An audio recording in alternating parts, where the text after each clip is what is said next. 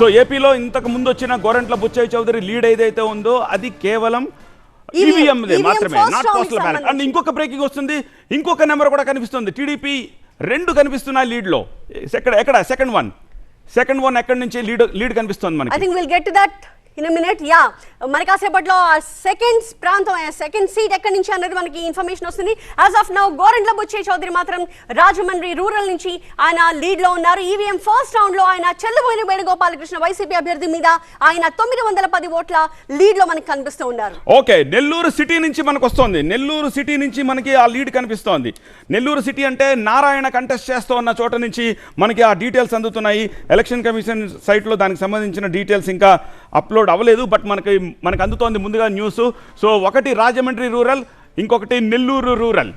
So Nellore rural నుంచి, Nellore city నుంచి మనకి లీడ్ అందుతోంది. నారాయణ పొంగూరు నారాయణ ముందంజలో ఉన్నారు. ఖలీల్ అహ్మద్ కి సమీప ప్రత్యర్థి ఆయన కంటే ఈవీఎం కౌంటే ఇది పోస్టల్ బ్యాలెట్ కాదు, ఈవీఎం కౌంట్లో నెల్లూరు సిటీ నుంచి నారాయణ ముందంజలో ఉన్నారు.